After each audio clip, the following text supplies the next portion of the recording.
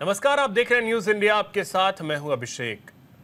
अयोध्या, काशी, मथुरा के बाद अब संभल। एक बार फिर मस्जिद और मंदिर वाली सियासत ने यूपी में सरगर्मियां बढ़ा दी हैं। संभल में स्थित शाही जामा मस्जिद, जिसे बाबरी मस्जिद के नाम से भी जाना जाता है, वो अब सुर्खियों में है।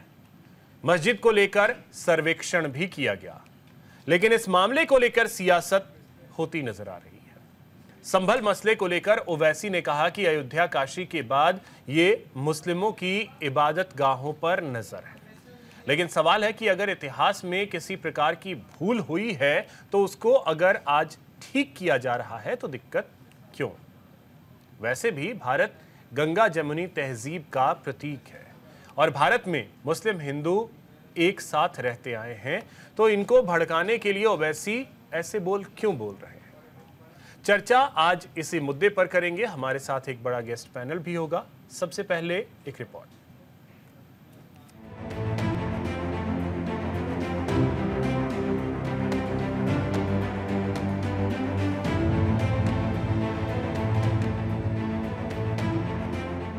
उत्तर प्रदेश के संभल में शाही मस्जिद का मंगलवार को सर्वे हुआ। जिस शाही जामा मस्जिद में सर्वे हुआ, अब उसके बाहर पुलिस बल की तैनाती कर दी गई है। शाही जामा मस्जिद कमेटी के सदर जफर अली ने सर्वे को लेकर बताया कि मंगलवार को हुए सर्वे में मस्जिद के अंदर हिंदू मंदिर होने का कोई सिंबल नहीं मिला है।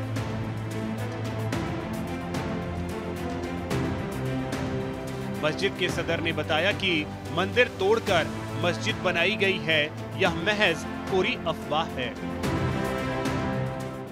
संभल की जामे और जिस तरह तनाज़ा खड़ा किया जा रहा है और मीडिया के जरिए इसको दो कम्युनिटी के दरमियान का एक मसला बनाया जा रहा है, इस सिलसिले में हमारे मुल्क में 1991 का कानून है कि जो इबादतगाह 1947 के बाद जिस हैसियत में थी उसकी हैसियत को मुतबर माना जाएगा।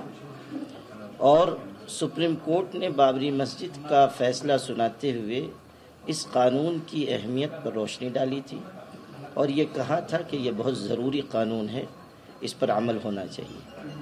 अब सवाल ये है कि जब कानून मौजूद है तो अदालतें उस कानून से परे हटकर क्यों सर्वे का हुक्म दे रही हैं जबकि कानून मौजूद है?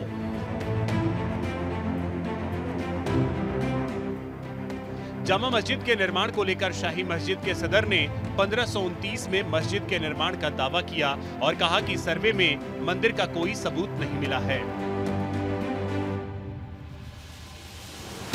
मस्जिद के सदर ने आरोप लगाया कि पोलिंग के दौरान चुनाव में ध्रुवीकरण करने के मकसद से आनन फानन में सर्वे कराया गया। इस मामले में अगली सुनवाई 29 नवंबर को होगी, जिसमें मुस्लिम पक्ष अपना जवाब दाखिल करेगा। देखिए, कोई भी मसला इस तरह का हो, वो पॉलिटिकल पार्टीज की तरफ से, खास तौर पर कम्युनल फोर्सेस की तरफ से उठाया जाता है ताकि इमोशनल माहौल पैदा किया जाए, ताकि माहौल खराब हो, उस माहौल खराब में उसको पॉलिटिकल गेन करने का मौका मिले। हम ये समझते हैं कि जो भी मसला है बातचीत के जरिए उसको हल करना चाहिए। एक सवाल है, इस बीच में कई मामले सामने में आए, कर्नाटका से मामले सामने आए, केरल से मामले सामने आए, तो क्या आपको लगता है कि ये भी क्या इमोशनल बनाने की कोशिश थी? क्योंकि कर्नाटका में तो जो देखिए वो पुराना मसला है यकीनन, और कोई भी अगर किसी भी तरह का कोई भी करप्शन है अगर वक्फ बोर्ड में, तो हमारी और हुकूमत की मिलीजुली जिम्मेदारी है कि उसको हम दूर करें। इधर सर्वे के बाद मस्जिद की सुरक्षा बढ़ा दी गई है। कई थानों की पुलिस के साथ पीएसी और आरआरएफ को तैनात कर दिया गया है। एहतियाती तौर पर मस्जिद के 2 रास्ते बंद कर दिए गए हैं। पुलिस प्रशासन के अधिकारी भी पूरे मामले पर निगरानी बनाए हुए हैं। वहीं अब मामले को लेकर जमकर सियासत हो रही है। सपा के सांसद जियाउर रहमान वर्क ने कहा कि ये मस्जिद है और कयामत तक मस्जिद ही रहेगी। उन्होंने जो सर्वे किया है उनको माशा बराबर, सुई के बराबर भी कोई 1 इंच भी चीज़ जगह ऐसी नहीं मिल सकती जो कि इस पर आपत्ति हो सके। ये मस्जिद थी, मस्जिद है और इंशाअल्लाह ताला मस्जिद रहेगी। वहीं इस मामले को लेकर ओवैसी ने कहा कि बाबरी मस्जिद फैसले ने हिंदुत्व समूहों को पूरे भारत में मुस्लिम पूजा स्थलों को निशाना बनाने के लिए प्रोत्साहित किया है। यूपी के संभल के चंदौसी स्थित शाही जामा मस्जिद का मामला उसी का उदाहरण है। इस मामले पर हिंदू पक्ष का दावा है कि जहां मस्जिद बनी है वहां कभी हरिहर मंदिर हुआ करता था। वहीं मुस्लिम पक्ष ने इन दावों को बेबुनियाद बताया। मुस्लिम पक्ष का कहना है कि अदालत में दायर केस नया राजनीतिक विवाद पैदा करने और सुर्खियां बटोरने की कोशिश है। Bureau report, news India.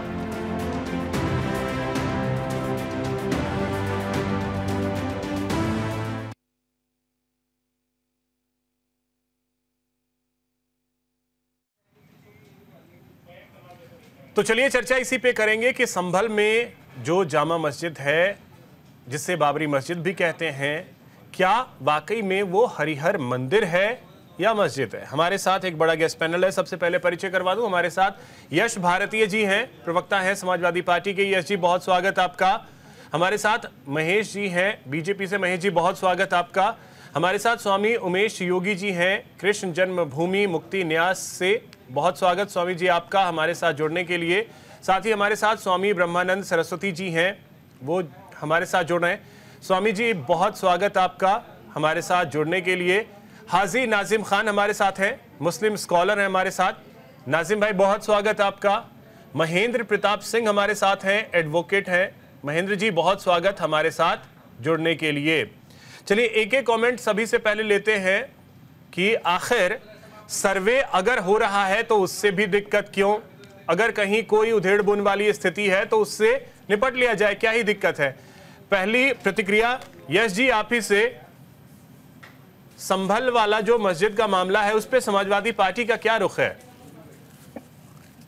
देखिए, समाजवादी पार्टी हमेशा न्यायालय के साथ खड़ी हुई है और हमने हमेशा यही कहा है, कोई भी विवाद अगर न्यायालय में गया है तो न्यायालय जो उसमें निर्णय देगा उसका सब लोग स्वागत करेंगे। अयोध्या में भी यही हुआ। हम लगातार इस बात को करते हैं, लेकिन पूरे देश भर में तनाव बनाने का काम किन लोगों ने किया? कितने लोगों की हत्या हुई? उस हत्या का जिम्मेदार कौन? वही लोग जिन्होंने तनाव बनाया। अंत में वही हुआ, कानून का ही काम हुआ, संविधान का ही काम हुआ। न्यायालय ने जो फैसला लिया सभी पक्षों ने उसका स्वागत किया, कहीं कोई विरोध नहीं है। और वैसे ही अगर समय समय पर इस तरीके की बातें आ रही हैं कि लोग कोर्ट में जा रहे हैं, न्यायालय में जा रहे हैं और मांग कर रहे हैं, तो जो न्यायालय फैसला देगा उसको फैसले को सब तो स्वीकार करेंगे। लेकिन तनाव बनाने का जो भी लोग काम कर रहे हैं, सौहार्द बिगाड़ने का जो भी लोग काम कर रहे हैं, संविधान अनुसार उन पर कार्रवाई होनी चाहिए। ये प्रशासन की जिम्मेदारी है। ये समय समय पे कोर्ट की गाइडलाइंस भी इस तरीके की जारी हो चुकी है। जैसे अभी मध्य प्रदेश सरकार को लताड़ लगाई है, मध्य प्रदेश के पुलिस डीजीपी को ये निर्देशित किया गया कि थाने के अंदर किसी भी तरीके के मंदिर या धार्मिक कार्यक्रम नहीं होंगे, और जो मंदिर निर्माण हो गए वो किसके कहने पे हुए। ये सारी जो व्यवस्था है हमारे देश में, हमारा देश एक बढ़िया गुलदस्ता है जहाँ सभी धर्मों का, सभी जातियों का, क्षेत्रों का सम्मान है, उनकी संस्कृति सुरक्षा रखने का। और तनाव कौन बढ़ाने की कोशिश कर रहा है? यश जी, तनाव कौन बढ़ाने की कोशिश कर रहा है? बड़े आराम से तो वहां पे सब कुछ हुआ। नहीं, अयोध्या में तनाव किसने नहीं बनाया और अयोध्या में आज भी तनाव कौन नहीं बना रहा है? अगर आज समाजवादी पार्टी चुनाव जीत गई है तो उस चुनावी जीत हार में भी तनाव बनाने का काम कौन लोग कर रहे हैं? यहां तक कि मंदिर में प्राण प्रतिष्ठा में भी आमंत्रण देना, आमंत्रण में जाना ना जाना, हर चीज में तो तनाव बनाने का काम लोग कर रहे हैं। जिनका काम तनाव देना है, जिनकी दुकान तनाव से चलनी है, वो अपनी दुकान तनाव की सजाए रहते हैं और उन पर उचित कार्रवाई होनी चाहिए। हमारी ये मांग है। सभी धर्मों का सम्मान है, सभी लोगों का सम्मान है, उस सम्मान को सबको बरकरार रखना है, जैसे अभी तक हम सब लोग मिलकर करते रहे हैं। ठीक है महेश जी, अब एक प्रतिक्रिया आपकी। संभल में जो कुछ भी हुआ सब कुछ बड़े आराम से हुआ, फिर भी ये आरोप लग रहे हैं आप पे कि आप लोग तनाव बढ़ाने की कोशिश कर रहे हैं। जी बिल्कुल, जो तालिबानी सोच है और जो तालिबानी सोच को समर्थन जो लोग देते हैं यहाँ पर, मैं समझता हूँ कि बहुत दुर्भाग्यपूर्ण स्थिति है इस देश में। हमें ये कहा जाता है कि आप तो विधि विधान और संविधान से परे का अगर कोई बात कहोगे तो हम तो उसको जो है मानने से इनकार करेंगे। हम उसको जो है कहीं ये कहेंगे कि भाई ये जो देखिए ये देश के विधि विधान कोर्ट कचहरी को मानने से ये इनकार कर रहा है।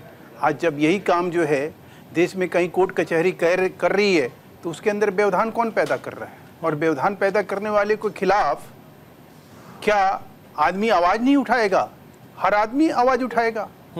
इसी प्रकार से आप देखिए बनारस में क्या हुआ, ज्ञानव्यापी में जब सर्वे हुआ, सर्वे को लेकर किस तरह का विरोध हुआ, किस प्रकार से जजों के ऊपर टिप्पणियां की गई, किस प्रकार से आप देखिए इलाहाबाद हाई कोर्ट में एक मस्जिद था जिसको इलाहाबाद हाई कोर्ट ने अपने ऑर्डर से तोड़ने का आदेश दिया, उसी जज के खिलाफ फतवा जारी करने लगे लोग। आप देखिए अयोध्या की इन्होंने बात करी एस भारती जी ने, ये वही अयोध्या है जहां आपने कोर्ट के ही कहीं आदेश को इस देश के हिंदुओं ने माना, मुसलमानों ने माना, लेकिन उससे पहले आपने क्या किया? सरयू में आपने खून की नदी बहा दी, निर्दोष लोगों को आपने गोली से भुनवा के रख दिया मुलायम सिंह यादव जी ने। तो आप राजनीतिक कारणों से आप इस तरह से धर्म को अंधा करेंगे, धर्म को के नाम पर दंगा करेंगे, धर्म के नाम पर आप उत्पात और उन्माद को कहीं बढ़ावा देंगे और कानून का जो काम है उसमें व्यवधान पैदा करेंगे। तो क्या जो कानून ना मानने वाला हो, जो कोर्ट कचहरी के आदेश को नहीं मानता हो, जो सर्वे को असदुद्दीन ओवैसी की भी प्रतिक्रिया है, उनका ये कहना है कि अब मुसलमानों के जितने भी इबादत गाह हैं जी, एक एक करके उनको टारगेट करने की कोशिश हो रही है। अभिषेक जी, भारतीय जनता पार्टी कर रही है, योगी सरकार कर रही है। कौन कर रहा है? पुलिस कर रहा है, प्रशासन कर रहा है, डीएम कर रहा है, एसएसपी कर रहा है, कौन कर रहा है? ओवैसी के इस बयान की वर्तना होनी चाहिए।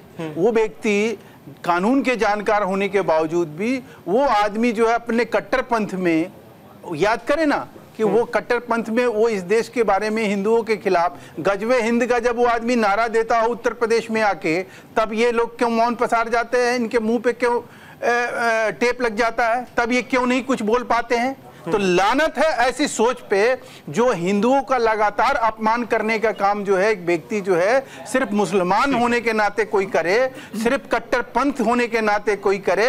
आज हम ये कह रहे हैं कि कोर्ट जो है सर्वे कर रहा है, वो क्या हिंदुओं के कहने से कर रहा है क्या? ठीक है, योगी सरकार के कहने से कर रहा है क्या? तो देश में जो है कानून और संविधान को मजाक बनाने वाले जो भी होगा, या वो ओवैसी होगा या ओवैसी के साथ खड़े हुए कोई भी व्यक्ति होगा, उसको देश की जनता बर्दाश्त नहीं करेगी। ठीक है, स्वामी उमेश योगी जी हमारे साथ हैं। उमेश योगी जी, आपसे एक प्रतिक्रिया चाहेंगे, ये कैसे मतलब लगता है कि वही मस्जिद वाली जो जगह है वहीं पे मंदिर था, वही हरिहर मंदिर है, वहीं कल की अवतार लेंगे, ये कैसे? यह तो सबको पता है कि जब 800 वर्षों तक मुगलों का साम्राज्य था भारत में, तो किसी प्रेम या किसी आपसी समझौते से ये नहीं किया गया। ये तो बर्बरतापूर्वक हिंदुओं के कत्लेआम करके, लूट खसोट करके मंदिरों को सबसे पहले टारगेट बनाया और मंदिरों को मस्जिद में बनाया गया। ये तो इतिहास में छोटा छोटा बच्चा भी जान रहा है। हमारे सनातन धर्म में भगवान के 10 अवतारों की मान्यता है। कल की अवतार जो शास्त्रों में और हमारे आस्तिक व्यवस्था में सबको पता है कि वो आने वाले हैं कल के अवतार, और वो संभल में ही चिन्हित है। तो संभल एक ऐसा तीर्थ है जो हिंदुओं के भविष्य का तीर्थ है।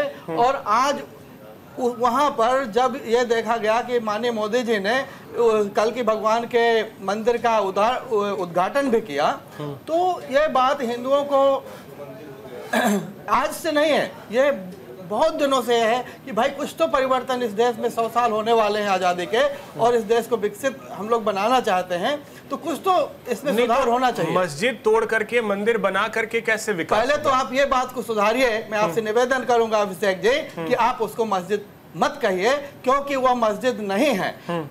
मंदिर के स्थान पर मंदिर को तोड़कर यदि कोई जो है स्थान बना दिया जाता है तो उसको उस नाम से नहीं जाना जाएगा। वो तो मंदिर था और मंदिर होगा, और किसी कारण से अगर उसको मस्जिद बना दिया किसी ने, तो वो उसका सुधार तो अवश्य होना चाहिए। ठीक है, स्वामी ब्रह्मानंद सरस्वती जी, आपसे भी एक कमेंट चाहेंगे कि कैसे ये मतलब क्या किसी को आभास हुआ कि हाँ वहीं पे कल की अवतार लेंगे? संभल में मंदिर भी बन चुका है, वहां भी अवतार ले सकते हैं, इसी मस्जिद के नीचे मंदिर है और वहीं अवतार लेंगे, ये कैसे आभास हो रहा है, किसको हो रहा है? Well, I think your question is, if you're thinking about cognizance and how people know that there was a spiritual place or if there was a temple, that becomes a subject of deeper understanding, beyond a news channel discussion. If possible, Yes. in Hindi, अगर आप हिंदी में बताएं तो हमारे दर्शक जो हैं वो बेहतर समझ पाए. If possible. I'd prefer to continue to speak in English. Okay. Go ahead.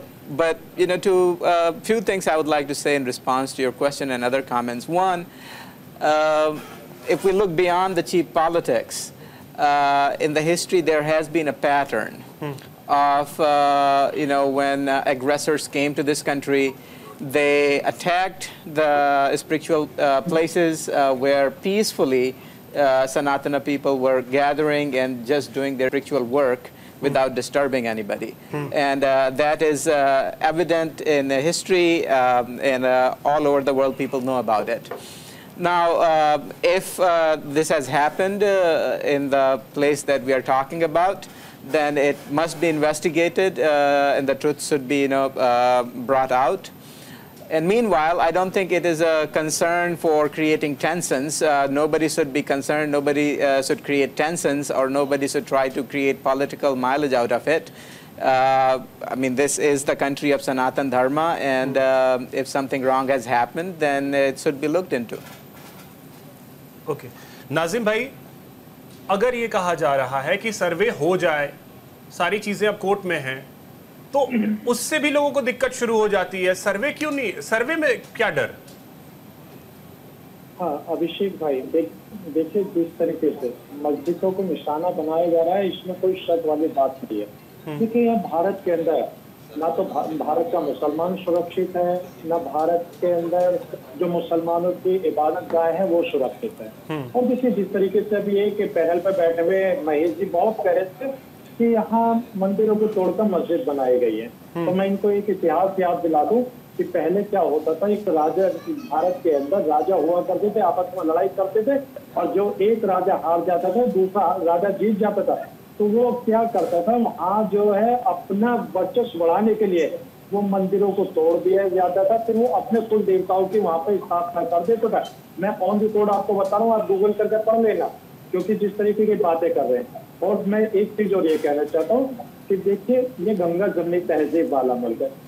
जब बाबरी मस्जिद का जिस तरीके से फैसला सुप्रीम कोर्ट के द्वारा आया गया था, तो देखिए हम सब ने स्वागत किया था उस फैसले. कोई स्वागत नहीं किया. पता था कि अरे सुन लीजिए, जब हाजी नाजिम ने भी क्या कहा तो आपको दर्द चालू हो जाता है. अरे भाई कोई स्वागत किया नहीं, कैसे स्वागत किया भी आपको पता ही है, सबको पता है. हाँ सुन लीजिए, अभी देखिए मैं ये कहता हूँ कि हम लोगों ने सुप्रीम कोर्ट के फैसले का स्वागत करा, वरना कुछ तथाकथित लोग ये कह रहे थे कि सुप्रीम कोर्ट का फैसला कुछ भी आए मंदिर वहीं बनाएंगे. लेकिन हम लोगों ने कहा कि सुप्रीम कोर्ट का जो भी फैसला होगा उसको हमें स्वीकार करना पड़ेगा, चाहे सुप्रीम कोर्ट हमारे अगेंस्ट क्यों ना फैसला दे, तब भी हमें स्वीकार करना होगा. तो सुप्रीम कोर्ट का फैसला आया, हमने स्वीकार करा. और बात आती है कि आखिर मस्जिदों के नीचे ही मंदिर क्यों तलाश करे जा रहे हैं. अगर एक बात ये है कि अगर ये भारत जो है बौद्धों का देश है, तो ये मैंने ये मुल्क के वजीर आजम ने भी विदेशों में अपनी स्पीच में भी कहा है. तो मैं ये कहता हूँ कि अगर जब सर्वे होगा. अभिषेक जी, आज का सवाल क्या है, मुद्दा क्या है कि कोर्ट ने आदेश दिया सर्वे करने का और आप उसको मानने के लिए इनकार कर रहे हैं. आप ये कह रहे हैं कि इसके वजह से देश का मुसलमान असुरक्षित हो गया, इस देश में जो है वो अल्पसंख्यक जो मुसलमान जो है वो इस देश में अब रहने के काबिल नहीं रहा, अब जो है इस्लाम खतरे में पड़ गया. आप ये कहना चाह रहे हैं? सुन लीजिए महेश जी, ना तो इस्लाम खतरे में कभी रह सकता है, तो फिर मुसलमान खतरे में है, क्या आप कहना चाह रहे हैं?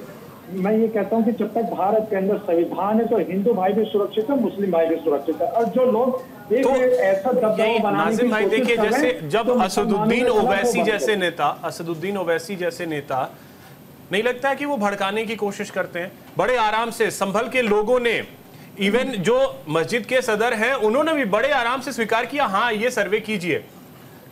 ओवैसी जैसे नेता खड़े हो जाते हैं बेवजह के लिए बयान देना। सर्वे हो जाएगा, चीजें दूध का दूध और पानी का पानी हो जाएगा। हाँ अभिषेक भाई देखिए, जिस तरीके से कोर्ट की तरफ से आदेश आया था सर्वे का, तो देखिए हम लोगों ने अपने कोर्ट के आदेश का पालन करा, सर्वे करवाया, हम लोगों को कोई आपत्ति नहीं हुई। लेकिन मैं ये कहना चाहता हूँ कि जिस तरीके से मस्जिदों के नीचे मंदिर तलाश किए जा रहे हैं, साथ अगर ये मस्जिदों पे जो मस्जिदों में इनकी आस्था है, तो ये जितने भी भारत के अंदर मंदिर है, तो फिर मंदिर किस लिए है? तो इसका मतलब यह है कि वो मंदिर में ये आस्था नहीं रखते, ये सिर्फ मस्जिदों में आस्था रखते हैं। अभिषेक भाई एक सेकंड और बात कहना चाहता हूँ। मैं ये कहना चाहता हूँ, देखिए ये मुल्क गंगा जमनी तहजीब वाला है, या हिंदू भाई भी, मुस्लिम भाई भी, सिख भाई भी, ईसाई भाई सब भाई है, लेकिन एक माहौल इस तरीके से बनाया जा रहा है, मस्जिदों के नाम पर एक कम्युनिटी को टारगेट करा जा रहा है, जो बड़ा ही चिंताजनक विषय है। और मैं बड़ी जिम्मेदारी के साथ कहता हूं कि भारत के अंदर हम लोगों के बारे में सोचना चाहिए। मुल्क के वजीर आजम जब ये कहते हैं सबका साथ सबका विकास, वहीं पर हमारी मस्जिदों को, हमारे खाने कबाओं को कि अगर ठीक है नाज़िम, महेश जी जल्दी से 10-30 सेकंड में रिप्लाई कीजिए, उसके बाद मैं महेंद्र जी के पास जाता हूं। मैं तो ये कह रहा हूं, मुझे तो आप में भी आस्था है, आपके भी बाप दादाओं को जिस तरह से जबरन धर्मांतरण कराया गया। मेरी आस्था इस्लाम में है। नहीं मुझे तो मैं तो आप में भी आस्था। मैं तो चाहूंगा कि एक दिन भारत का कोई नागरिक जो है आप जैसे लोगों के ऊपर भी एक कोर्ट के अंदर जाए और कहे कि ये जो जबरन मुसलमान यहाँ बने हुए हैं, और इस नाते जो इनके अंदर एक कट्टरपंथ भरा जाता है, जो हिंदू थे कभी, जो हमारे ही खून थे, आज मुसलमान बन के हमारे ही खून के प्यासे हो रहे हैं। क्या मतलब है इसका? ये अपने आप में जाहिर करता है कि आपको मुसलमान बना के हिंदुओं के खिलाफ जो है भड़काया जा रहा है। आप संविधान के खिलाफ तो कोई नहीं जाएगा। ठीक है, यहाँ के मुसलमानों पे ठीक है नाजिम भाई, रुकिए, महेंद्र जी आपके पास आ रहे हैं। महेंद्र जी अभी तक की स्थिति थोड़ा सा आपसे समझना चाहेंगे कि संभल का जो ये मामला है उसके बारे में, जो कोर्ट में प्रोसीडिंग हुई है उसके बारे में जरा सा आपसे समझना चाहेंगे। देखिए इसमें लीगल प्रोसीडिंग्स और लीगल प्रोसीडिंग को आगे करना चाहिए, और न तो कोई मुसलमानों का भेदभाव करता है, न कोई विद्वेष। पहले सिस्टम को और सब एक केस डाला गया सिविल और वहां से माननीय न्यायालय के कोर्ट कमीशन, और कोर्ट कमीशन वहां गया और कोर्ट कमीशन जो वास्तु स्थिति हुआ उसका मुझे वहां जाकर के जांच की, और वो मंदिर है वहां पे जितने पृथ्वी का वो पृथ्वी सब कमीशन जाकर के मुझे रिपोर्ट कर रहा है, और रिपोर्ट करने के बाद मुझे तो इसमें इस तरह की बात करना कि मुसलमान को टारगेट किया जा रहा है, मुसलमान को परेशान किया जा रहा है, अनावश्यक बात है, ऐसी बात नहीं करनी चाहिए। कानूनी जो प्रोसीडिंग्स है होना ही चाहिए। ये आप भी मंदिर जितने भी हैं तोड़ के वहाँ मस्जिदें बनाएंगे, और अगर व्यक्ति वहाँ के अपने पार्टी डॉक्यूमेंट लेकर के कोर्ट में जा रहा है, अपनी बात वहाँ रख रहा है, आप कोर्ट पर अपनी बात रख, कौन मना कर रहा है आपको? आपके वकील साहब हैं और बाकी जो कमेटी वो अपनी बात रख रही है, वो उनको तैयार है साहब कि हमें कोई दिक्कत नहीं है, कोर्ट कमीशन आ जाना चाहिए, तो व्यक्ति जी को या और अन्य लोगों को भेजिए, क्या दिक्कत आ रही है उनको। और अगर वो मस्जिद है तो मस्जिद का वहाँ पर रिकॉर्ड रख हो जाएगा, और मंदिर है तो हो जाएगा। आप religious nature of the property आप कैसे डिसाइड करेंगे? Religious nature of the property survey के द्वारा ही डिसाइड हो सकता है। अयोध्या के मामले में माननीय न्यायालय के द्वारा यही कहा गया कि भाई प्रॉपर्टी का नेचर सिद्ध हो गई, मंदिर है कि मस्जिद है, तो माननीय न्यायालय ने ये कहा सर्वे करा, और उससे प्रॉपर्टी का धार्मिक क्या है प्रॉपर्टी का वो क्लियर हो जाएगा। तो सेम डेटो यहाँ पर हो रहा है, माननीय न्यायालय के द्वारा आदेश किया गया है, और प्रॉपर्टी का धार्मिक चरित्र क्या है ये कोर्ट कमिश्नर वहाँ जाएगा, उसकी रिपोर्ट क्लियर हो जाएगा।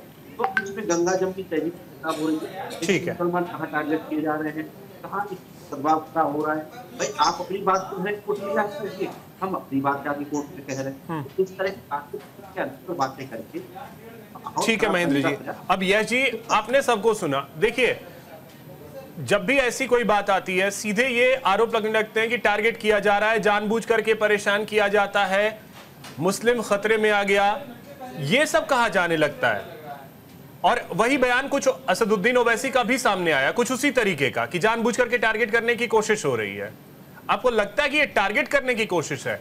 भाई एक चीज पे कोई संशय है, उसे दूर करने के लिए कोर्ट है, कोर्ट दूर कर देगा। कोई किसी को टारगेट नहीं किया जा रहा है। महेंद्र जी, यश जी से इसका जवाब ले रहे हैं, यश जी से। यश जी, देखिए अभी पैनल में बैठे हुए कुछ लोगों ने आप ही को किस तरीके से इंगित किया, इसको ये बोलो, इसको वो मत बोलो। अभी जो हमारे अंतिम वक्ता उन्होंने स्पष्ट कर दिया, मैं भी वही बात बोल रहा था। समाजवादी पार्टी का हमेशा से पक्ष ये रहा है कि अगर न्यायालय में कोई विषय आ गया है तो न्यायालय का जो फैसला होगा उसका सब लोग स्वागत करेंगे, स्वागत किया। अयोध्या एक बड़ा उदाहरण है उस चीज का कि दोनों पक्षों ने उसका स्वागत किया, कहीं कोई विरोध की बात नहीं। लोगों ने बहुत बातें उठाई कि दूसरा पक्ष नहीं मानेगा, वो ये करेगा वो करेगा, लेकिन कहीं कुछ बात हुई नहीं। सबने कोर्ट के न्यायालय के फैसले का सम्मान किया और आज अब उसके बाद कोई विवाद की बात नहीं आई दोबारा। तो ये जो तनाव बनाने, मैं फिर वही बात की, जो तनाव बनाने का काम करते हैं, जिनकी दुकान तनाव पे टिकी हुई है, वो किसी भी पक्ष के हों, वो तनाव बनाएंगे।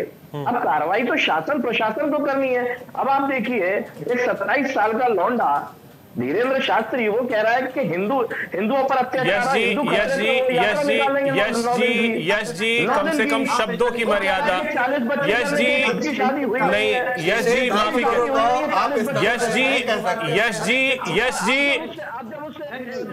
यश भारतीय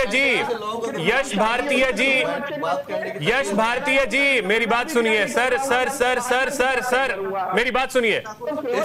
यश भारतीय जी प्लीज मेरी बात सुनिए सर। देखिए शब्दों की मर्यादा होनी चाहिए। आपने जिनके बारे में बोला उनके करोड़ों अनुयायी हैं, उनको लोग मानते हैं।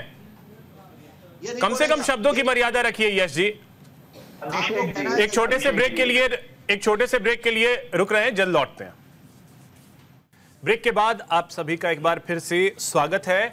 यश जी मैं सीधे आपके पास ही आ रहा हूं और देखिए शब्दों की कम से कम मर्यादा, क्योंकि धीरेन्द्र शास्त्री को आज फॉलो करने वाले करोड़ों हैं, लोग उन्हें फॉलो करते हैं। कम से कम शब्द आपसे तो ऐसी उम्मीद नहीं कर सकते। जी के बारे में अभिषेक जी, हाँ मैन जी मैंने बोल दिया। अभिषेक जी, हाँ अभिषेक जी, धीरेन्द्र शास्त्री से ज्यादा विश्वास देश के अंदर लोग संविधान पे करते हैं, और जब संविधान को नुकसान पहुंचाने का कोई आदमी करेगा काम तो उसको सम्मान तो नहीं मिल पाएगा। नहीं तो एक चीज बताइए, फिर इस चर्चा में जाएंगे तो बहुत डीप चले जाएंगे सर। आप ये बताइए फिर धीरेन्द्र शास्त्री ने कौन सा संविधान का माहौल उड़ाया है? नहीं ये होते कौन है? नहीं अभिषेक जी, और ये होते कौन है? आप मुझे बता दीजिए कि आप यश भारतीय लिखते हैं, आप टोपी पहन लीजिए, आप नहीं आप यश भारतीय जी उसमें फिर डाल जाएंगे तो बहुत ही दिक्कत वाली बात हो जाएगी। बन के और गुंडे वाला बात करिए तो आपके आचरण और कैरेक्टर क्या कहा जाएगा कि आप एक अपराधी हैं? अरे सर तो इसके लिए कोर्ट है, वाला भाषा इसके लिए प्रशासन है। जो शब्द आपने प्रयोग किया वो शब्द आपत्तिजनक है, वो सही नहीं है। नहीं आप एक क्रिमिनल नहीं है ना। मैं ये नहीं बिल्कुल है सर। आप टोपी डाल लिए, पटका डाल लिए, अपने आप को सपा के नेता मान लिए, तो आपको गुंडा समझ लूं मैं? नहीं सर ये शब्द आपत्तिजनक है, कम से कम आप इस चीज को समझिए। ठीक है, असंवैधानिक राष्ट्र बनाने की बात कहते हैं, जो कहते हैं कि नहीं आप सर बताइए आप अपराधी हैं या नहीं है? सर एजेंसियां, अच्छा एक चीज बताइए यश जी, जो गजवाए हिंद बनाने की बात करते हैं उनके खिलाफ आपके एक शब्द निकलते हैं? सर गजवाए हिंद बनाने की जो बात करते हैं उसके खिलाफ एक शब्द निकलता है आपका? यश जी गजवाए हिंद बनाने की जो बात करते हैं एक शब्द उनके खिलाफ आप बोल लीजिए। पैसा लूट रहे हैं हिंदुओं से। गजब बात है, आपको इन्हीं से तकलीफ होने लगती है। जो गजवाए हिंद बनाने की बात करते हैं उनके खिलाफ एक शब्द आप बोल लीजिए। कब से अभिषेक जी? तो वही तो मैं कह रहा हूं, आप उनके खिलाफ तो बोलेंगे नहीं। अरे हिंदू राष्ट्र का मतलब ही समझा दीजिए। हिंदू राष्ट्र का मतलब तो पहले समझिए कि हिंदू राष्ट्र का मतलब क्या। हिंदुस्तान हिंदू राष्ट्र है, हिंदुस्तान का मतलब है हिंदू का स्थान, सिंपल है। धीरेन्द्र शास्त्री का नाम लेने की हिम्मत यहाँ पैनल में बैठे लोगों की। अरे धीरेन्द्र शास्त्री को आप क्रिटिसाइज कीजिए, लेकिन उनके लिए शब्द थोड़े ना आप गलत इस्तेमाल करेंगे। चलिए ठीक है, हमारा काम है। अब इस पे शब्द तो इस्तेमाल, धीरेन्द्र शास्त्री को आप क्रिटिसाइज कीजिए ना। नहीं, हमारी अभिव्यक्ति की आजादी को भी छीन लेंगे क्या? क्रिटिसाइज कीजिए, लेकिन ये शब्द जो है वो सही होने चाहिए। टोपी डाल लेंगे, अपने नाम पे मेरा खास शब्द है, मैंने लौंडा बोला, मैंने नहीं है सर, फिर आप 28 साल के लड़के को लौंडा बोला जाता है, तो मैं सर ये क्षेत्रीय बोली हो सकती है, लेकिन सभ्य समाज में स्वीकार्य नहीं है। 28 साल के नहीं होंगे, सभ्य समाज में स्वीकार्य नहीं है। आप इस बात को स्वीकार कीजिए यश जी, सभ्य समाज में स्वीकार्य नहीं है ये शब्द। कानूनी कार्रवाई हो सकती है इसके ऊपर। सभ्य समाज में यह स्वीकार्य नहीं है। ठीक है महेश जी, समाज में ये स्वीकार है कि हिंदू खतरे में हो गया, सड़क को उतरना चाहिए। आप बता दीजिए ना, फिर मुस्लिम खतरे में है क्या? समाज में ये मुस्लिम खतरे में है, मुस्लिम को खतरा है। नहीं, वो नाजिम जी कह रहे थे ना कि मुसलमान खतरे में है, इस्लाम खतरे में है, तब आपके मुंह पे क्यों मौन पसर गया था? वो बोल रहे थे ना अभी कि मुसलमान खतरे में, इस्लाम खतरे में, क्योंकि सर्वे होने जा रहा है। महेश जी, मैंने देखिए, महेश जी सुन लीजिए, ना तो इस्लाम खतरे में हो सकता है, ना मुसलमान खतरे में। नाम लिखो भारतीय और काम करो भारतीय की तरह, गुंडे की तरह, अपराधी की तरह, किसी को गाली गलौज सन्यासी का अपमान कर दो। ठीक है सर, एक करके कम से कम शब्दों की गरिमा बना के रखें। देश के लोग आप लोगों को देख रहे हैं, शब्द अगर आप उस तरीके का इस्तेमाल करेंगे। अभिषेक जी, मेरी पूरी बात हो जानी, इन लोगों के टकराव में बात पूरी नहीं हो पाई। टकराव की स्थिति पैदा मत कीजिए, अपनी बात अपने समय पे रखिए। जल्दी से इनको असहमति अपने समय पे बोल दे, मेरी बात जल्दी से बात पूरी कीजिए।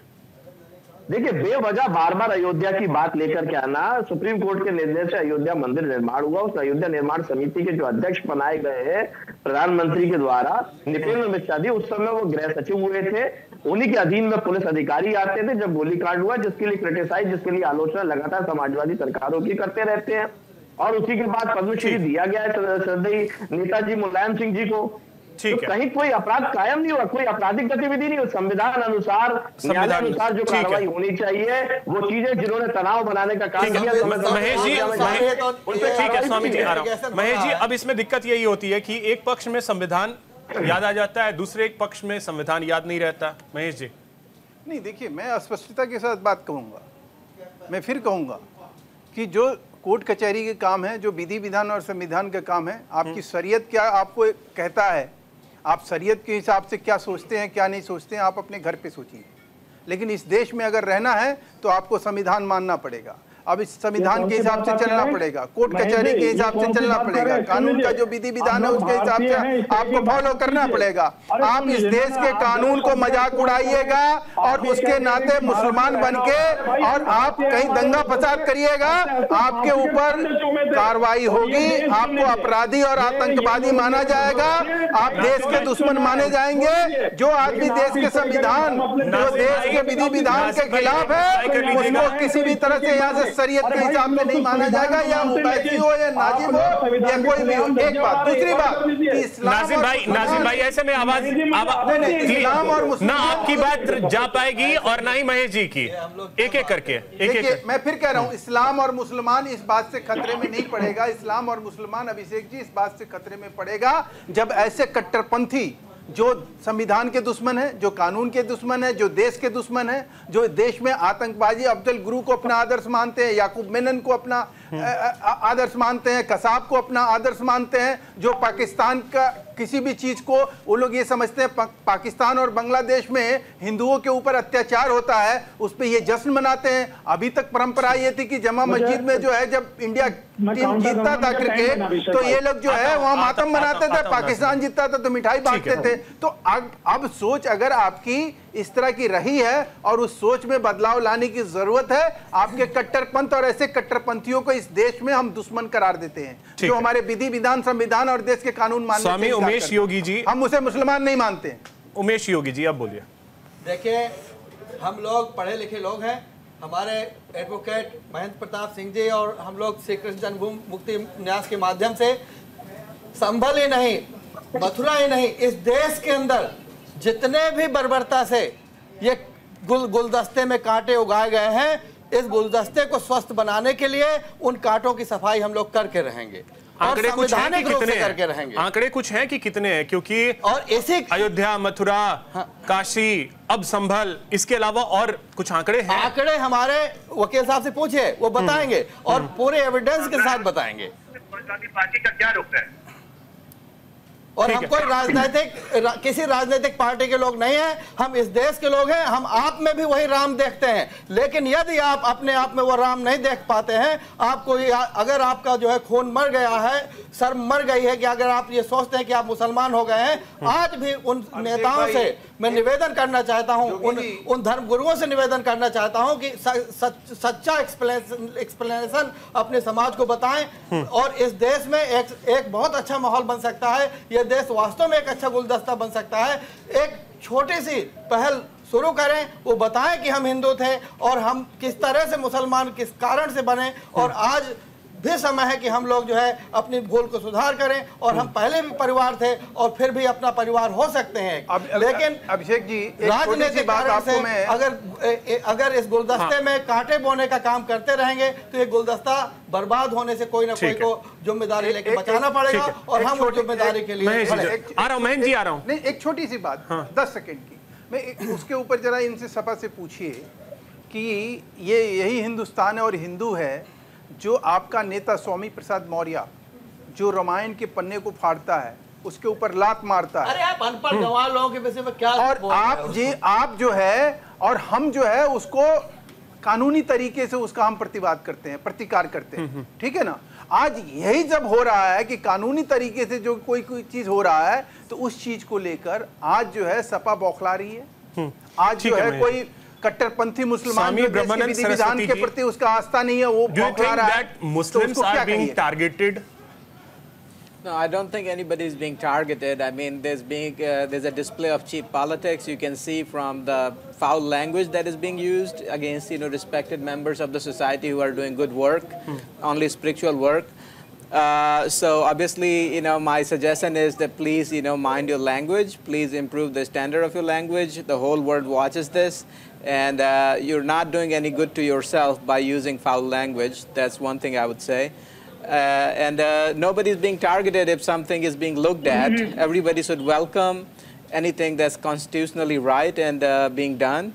And obviously, people should accept that, our Sanatan Dharma goes far, far back compared to any new religion that has sprouted in the world.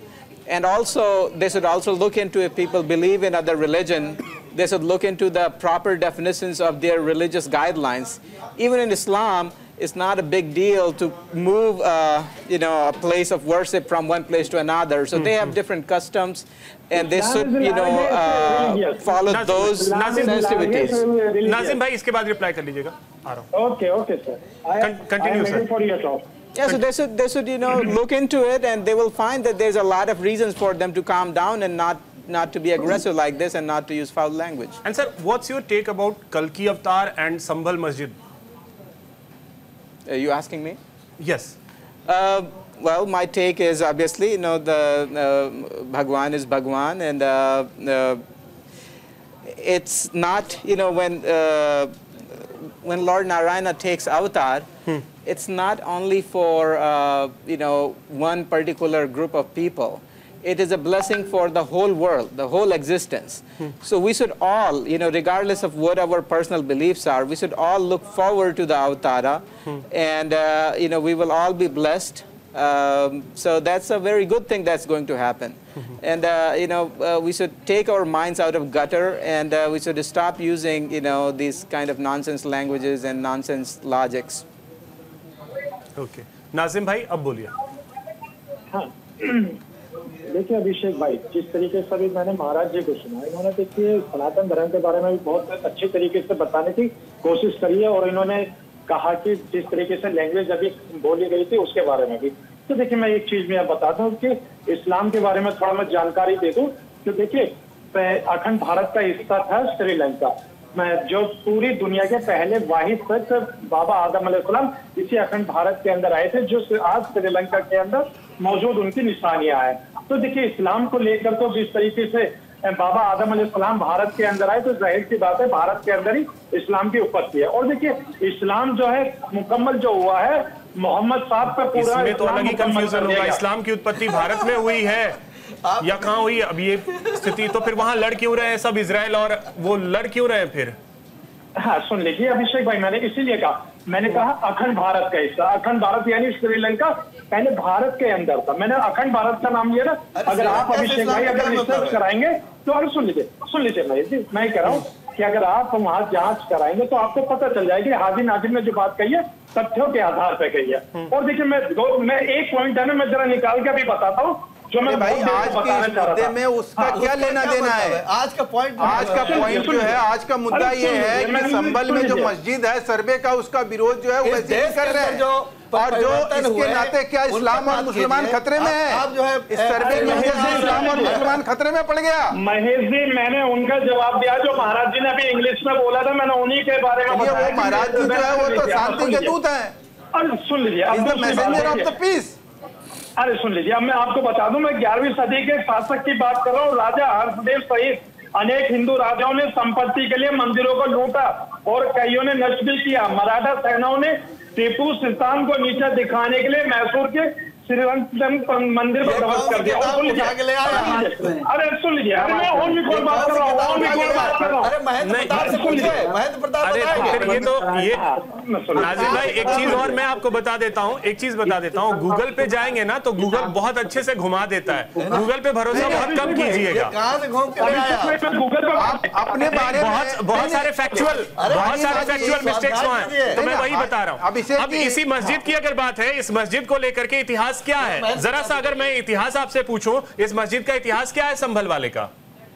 हाँ सुन लीजिए, जिस तरीके से मस्जिद का इतिहास आप मुझसे पूछ रहे हैं, तो देखिए मैंने तो इंशाल्लाह ये बता दिया कि यहाँ मस्जिद थी, मस्जिद है, इंशाल्लाह हमेशा मस्जिद रहेगी। कब थी, कब से है? सुन तो लीजिए, जो लोग ये कहते हैं कि ये हरिहर मंदिर को ध्वस्त करके यहाँ पर मस्जिद बनाई गई है, यहाँ सिर्फ और सिर्फ मस्जिदों को निशाना बनाने के लिए इस तरीके का माहौल देश के अंदर बनाया जा रहा है, क्योंकि ये लोग चाहते हैं कि अगर युवा अपने रोजगार की बात करेगा तो फिर ये सरकार डगमगा जाएगी, इसलिए इनको मस्जिद मंदिर बनवाने की जो आस्था है उसके।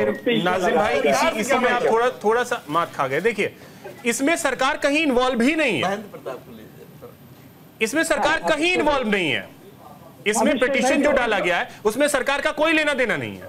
हाँ अभिषेक भाई, मैंने इसलिए कहा क्योंकि देखिए जब बाबरी मस्जिद का फैसला आने के बाद वहां पे राम मंदिर बन गया, तो देखिए भाजपा सरकार कहती है कि देखिए राम मंदिर लग रहा है क्या, तो मैंने इसीलिए कहा कि अभी तो बैक फुट पे जब फ्रंट फुट पे आएंगे तो फिर ये तो चलिए इस मस्जिद के बारे में जो है 1529 का है, मीर बेग ने बनवाया था बाबर के कहने पे, ठीक है। अब महेंद्र जी, अभी गूगल पे मैंने हाजिम नाजिम आपका नाम डाल के देखा, वो कह रहा है कि आप जो है हिंदू हैं और आप हिंदू संत हैं। अब बताइए इसका क्या रास्ता है?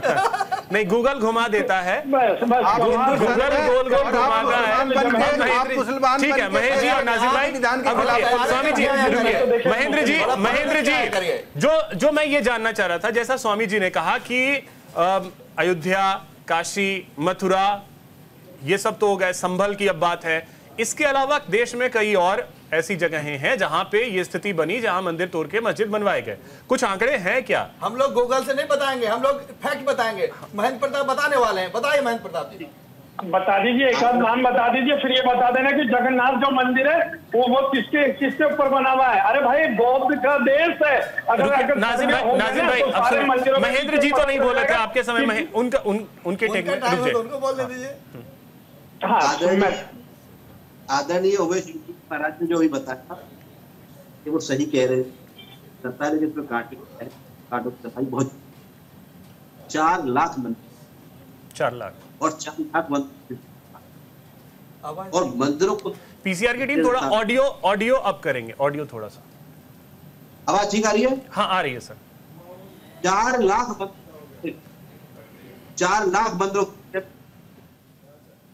और आपको पूजा करने का इतना है तो फिर मस्जिद क्यों बना दे, आइए आपको पूजा कराएंगे। 1529 में हरिहर मंदिर करके बाबर ने तोड़ करके और मस्जिद बना दी। आप क्या बहराइच का जो मस्जिद है मध्य प्रदेश के है क्षेत्र में, आपने वहां युद्ध हुआ था, वहां आपने मस्जिद बना दी।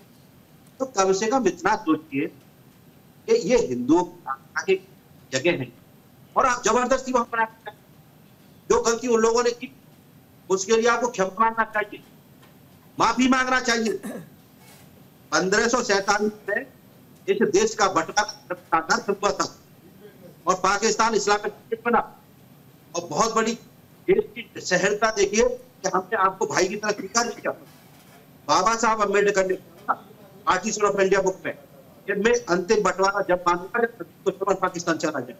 आप इस देश में हमारे मंदिरों को कब्जा करके बैठे, कोर्ट की प्रोविडेंस चल रही है और प्रश्नों को चैलेंज कर रहे हैं। किसने अधिकार दिया आपको?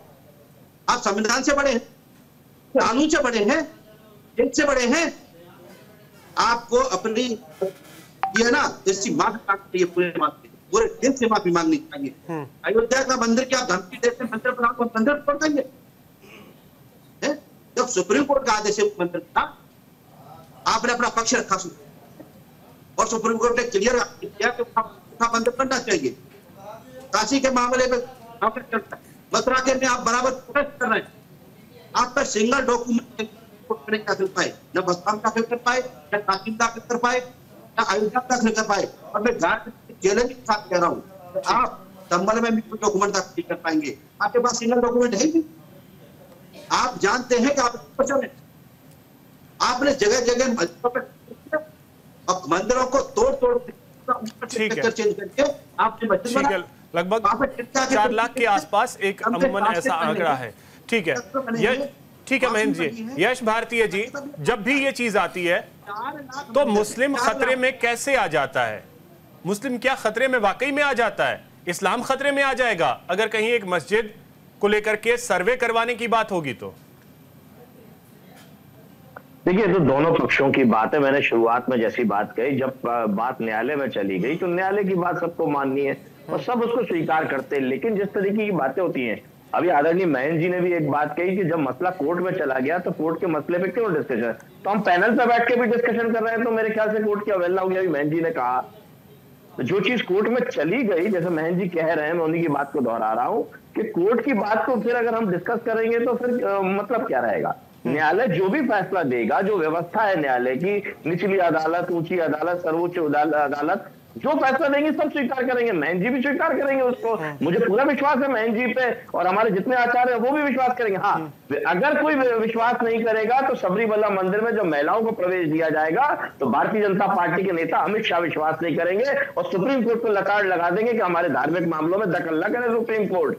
बाकी सब हमारे धर्मगुरु विश्वास करेंगे, हिंदू मुसलमान विश्वास करेंगे, कहीं कोई आपत्ति नहीं है। केवल जिनको तनाव बनाना है वो किसी भी पक्ष का हो, मैं सिर्फ दोहरा रहा हूँ, तो आप ये बताइए वो तनाव बनाने का काम करेंगे जिनका न्यायालय पे विश्वास है। देखिए, आपने यश जी एक बात कही, न्यायालय और संविधान की व्यवस्था पे पूर्ण रूप से विश्वास करेंगे। एक बात कही कि जब मामला सब जुडिस है तो उस पे बात करने का क्या मतलब? आपको याद होगा अयोध्या के मसले पे बार बार ये कहा गया कि मिल बैठ करके बाहर बात कर लीजिए, बेहतर होगा, नहीं तो फिर हम फैसला देंगे। इसमें भी मिल बैठ करके बाहर बात कर लीजिए ना, हिंदू मुस्लिम भाईचारा यही तो है। इसलिए बात करेंगे तो बात से बात बनेगी, बस इतना है। नहीं, उसमें भी न्यायालय ने कहा ना, न्यायालय ने रास्ता निकाला कि न्यायालय को बीच में ना आना पड़े, जो धार्मिक मसले हैं वो धार्मिक आधार पर सुलझ जाए। और यहाँ भी संभल में भी अगर वही निकल जाए मसला तो क्या ही दिक्कत है? वो भी न्यायालय का फैसला है कि लोग बाहर बातचीत कर ले, दोनों धर्म के लोग बातचीत कर ले, तब भी लोग महेश जी, मसला अगर फैसला दिया उससे बात बन गई। अगर कोर्ट से बाहर ही हल हो जाए तो क्या दिक्कत है इसमें? ठीक है यश जी, महेश जी, कोर्ट के बाहर ही अगर मसला हल हो जाए तो क्या दिक्कत है फिर? देखिए, जो महेंद्र जी आ रहा हूं, ये कोर्ट जो है ना, कई बार अयोध्या मामले में तो 5 बार जो है मेडिएशन फेल हुआ।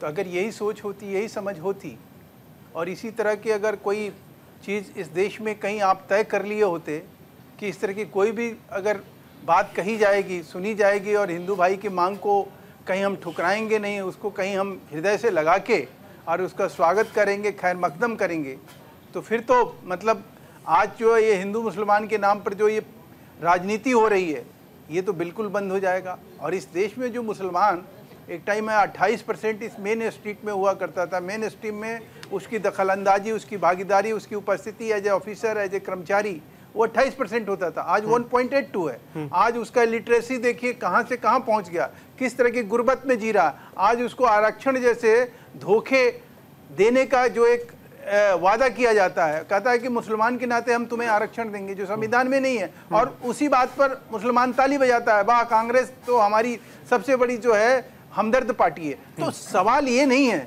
कि अगर सपा और कांग्रेस की अगर दुकान चलाने के लिए आप लोग हो तो आपको मुबारक, लेकिन जब आप इस देश के खाते पीते हो, जब इस देश में रहते हो, सरकार के द्वारा जितने भी सोशल सिक्योरिटी के स्कीम है उसका लाभ उठाते हो, आयुष्मान का भी आप लाभ उठाते हो, आप सिलेंडर भी लेते हो, आप अच्छी अच्छी सड़कों पे चलते हो, लेकिन उसके बाद ही अगर अभिषेक जी उसके बावजूद भी कोई आदमी देश के विधि विधान को ना माने तो फिर क्या होगा? यही होगा कि उसका प्रतिकार होगा, उसका विरोध होगा। योगी जी, मैं समझता हूँ ये बहुत अच्छा विषय है कि इस देश में चर्चा स्वच्छंद रूप से हो, और चर्चा होने का मतलब है कि ये भारत स्वतंत्र है और संवैधानिक है।